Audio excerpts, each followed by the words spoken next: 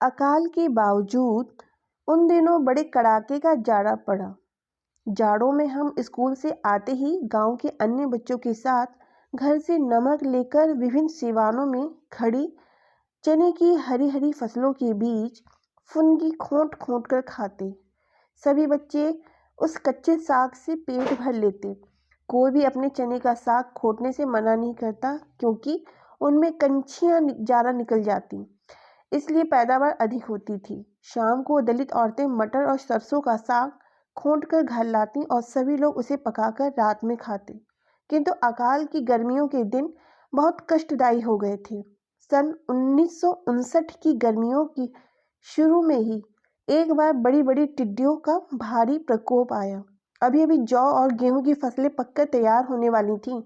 विभिन्न गांवों में खबर फैल गई थी कि अफ्रीका से टिड्डियां आ रही हैं और वे जहां उतरती वहां पूरे खेत के दानों को साफ कर देती। हमारे गांव में भी हड़कंप मच गया था। दलित बस्ती में शीघ्र ही जमींदार आकर सबको टिड्डियां उड़ाने की तैयारी करने के लिए कहने लगे। सभी दलित बच्चे, बूढ़े, जवानों और जिसको भी बजाने के लिए जो मिला, जैसे थाली, बाल्टी, लोहे की चादर, गगरा, गगरी, टीन, कनस्तर, डब्बे आदि लकड़ी से जोर जोर पीटते हुए खेतों में फैल गए। मैं भी एक थाली पीटते हुए अपने पिता और माँ के साथ ब्राह्मण जमींदारों के खेत से टिड्डियां भगाने गया था। उक्त वाद्य यंत्रों की पीटते हुए हम सभी जोर जोर से हा हा करते हुए लगातार चिल्लाते रहते। इन तमाम बेसुरे वाद्यों के स्वर से हाहाकार शोर पूरा क्षेत्र गूंज उठा था।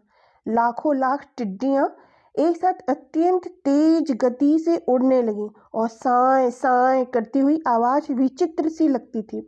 जिस खेत में उतर जाती और विलंब उसकी सारी फसलें ठूंठ हो जाती, बालियां गायब हो जाती और उसके चले जाने पर सारे सिवानों में हजारों टिड्डियां उड़ते समय एक दूसरे से टकरा टकरा कर मर गई थीं।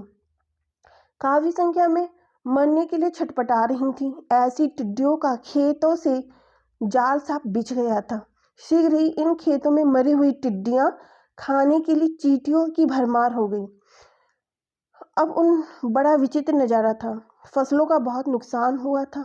ये टिड्डियां काफ़ी बड़ी बड़ी थीं, करीब करीब 6-5 लंबी थीं। उनके मरने के बाद सारे खेतों से विचित्र सी सड़ांध आती रही, जो कई दिनों तक जारी रही।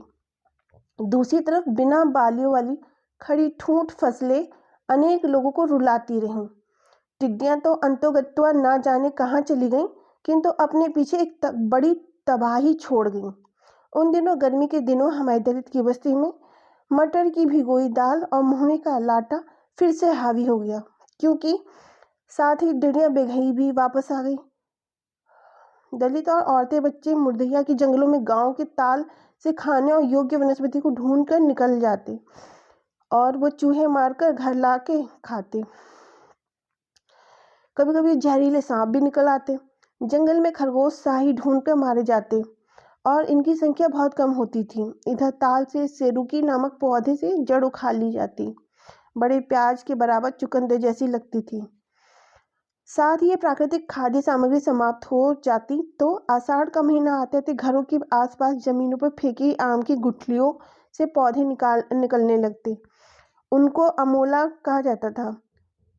उन अमोलों को गुठलियों के ऊपर फटा हुआ कड़ा छिलका हटाकर कच्ची गुठली निकाल लेते और कच्ची गुठलियों को आग में पकाकर भून करके खा जाते।